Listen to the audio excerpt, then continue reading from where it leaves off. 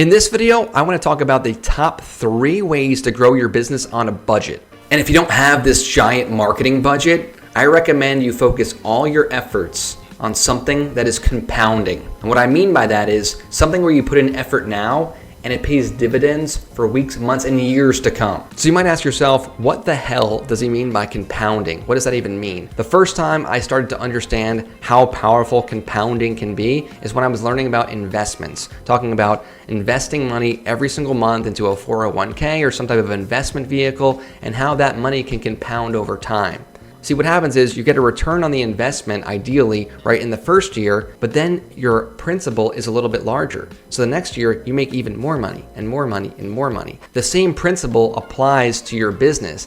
If you do something that has a compounding benefit to it, you will not only get paid for the efforts now, but you'll get paid for years to come.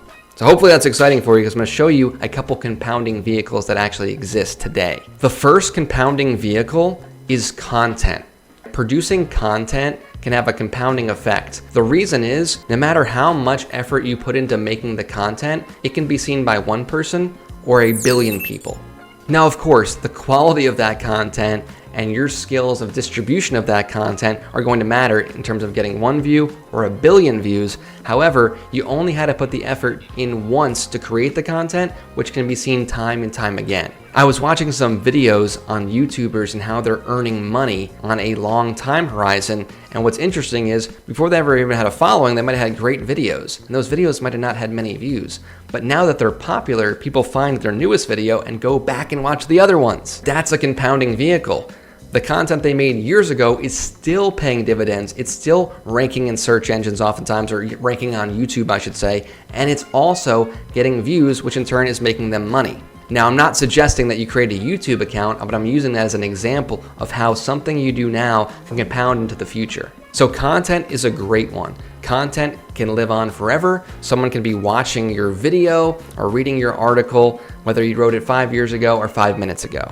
And if you do it right, more and more people will hopefully consume it over a period of time. So that's one. And you want to create a strategy around content. If you're an expert in any industry, you can begin to produce content, whether that's audio, video, text, whatever it is. Now, there's a challenge with that strategy is it's very, very long term, meaning typically, unless you're super skilled at this or you get lucky, it's going to be hard to produce revenue immediately from content marketing. It just is. It's really difficult. Number 2 is faster, and it is a compounding vehicle if done right. And that's the power of networking or building strategic relationships or partnerships, right? I know it's not overly sexy and you're like, oh, I wanted something better, but this is a real strategy that actually works. Right, if you want to start building relationships, you can look at your local chamber of commerce. There's plenty of events there. You can look at specific networking groups that are local to you where you can start to build those relationships and hopefully pass some business back and forth.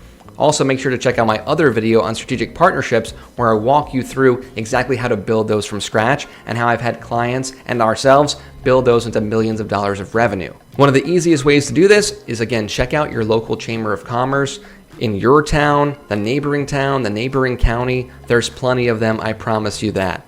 You can also go to meetup.com and look for local events with business owners or people in your industry that you think would be good to attend, and get out there and do it, right? People do business they know, like, and trust. You want to be able to have people know, like, and trust you, and the way they're going to do that is by meeting you in person. It's definitely one of the fastest ways to generating revenue, and it is a compounding vehicle because the relationship you create now could literally pay dividends for years to come, right? Someone you met today that you've built a relationship with, they send you a client, they send you another client a month later, another one another month later, another one a year later, or you can see how that can play out for years and be compounding. The third compounding vehicle, which I think is one of the most powerful that gets so overlooked in marketing, is a referral strategy. What I mean by that is, if you're running a business, you're a business person, you've probably received referrals in the past. Referrals are often some of the best leads because you've already bypassed some of the hardest part, which is building that rapport and building that know, like, trust. If someone that they really trust referred you to them, that's really powerful, and oftentimes referrals close at a much higher rate than any cold lead. And you want to know something wild? Most companies have no referral strategy. They get them when they get them. That's it. They don't actually put any effort into creating a referral machine, which is so critically important, and it's often the lowest hanging fruit, and the easiest way to grow revenue is building that referral engine. I've consulted with companies doing 10 million a year, 25, 50, over 100 million,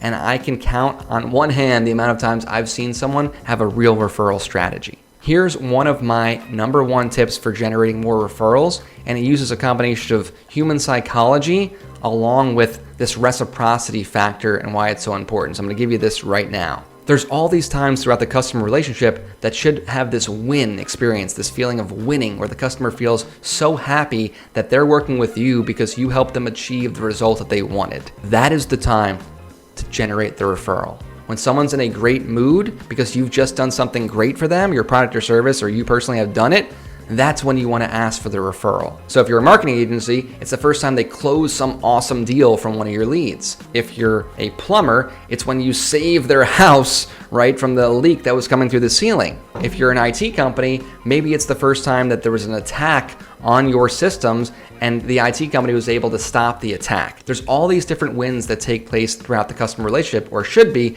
and that is the time to strike. That's the time to ask because they're so excited about what you've done for them. You've produced this win, you've helped them in some way, shape, or form, and that's when you want to ask for the referral. So let's say you're a construction company and you get this wonderful email from some homeowner where you just replaced their bathroom and they're saying how their guests love it, it's beautiful, it's exactly what they dreamed of. That's the time to strike. Now you could just reply to the email, but you know what I recommend? Call them. It's personal. They're excited, they're happy. You did even more than you promised. They're so happy with the result. Call them, say, I'm so happy to hear that. That's why we do this.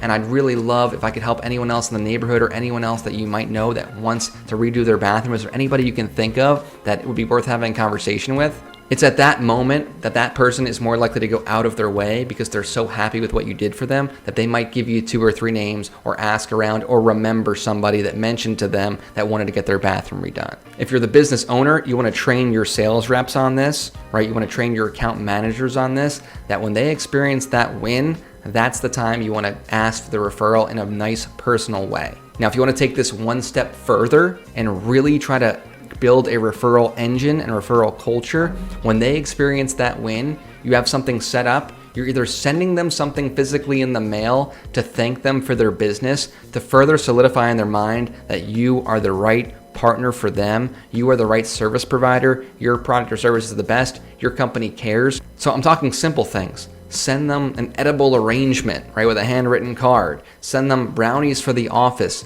Send them some type of swag pack with all different cool things inside of it. This doesn't have to be expensive. This could be $20 to $100, but I would almost guarantee if you have any type of high ticket product or service, that $50 or $100 spend will pay itself back 100x. Try to imagine that you are a marketing agency and you help construction companies generate leads. Now, the owner of the construction company reaches out because you just got them one of the best clients they've ever had. They redid the kitchen, the bathroom. It was an entire downstairs renovation worth $250,000 to them, and they are ecstatic. Now, imagine a day later at their office, a big box of chocolate chip cookies shows up with a handwritten note from you guys thanking them for their business and asking them for a referral. The likelihood that they send you referrals goes through the roof. And this is one of the biggest hacks, which you could almost argue is not really marketing, but I would argue in some ways it is, because nobody has a strategy like this, and it's very easy to manufacture this strategy and deploy it, and it will absolutely be one of the strongest return on investment you can possibly get. So I hope this got your wheels turning, and you can see how you can use these compounding vehicles to be more and more successful over time. And I hope you're really gonna dive into the referral strategy, because I promise you that's one of the best ones you can possibly deploy, and it's not that difficult to do. Don't forget to like and subscribe, and I will see you in the next video.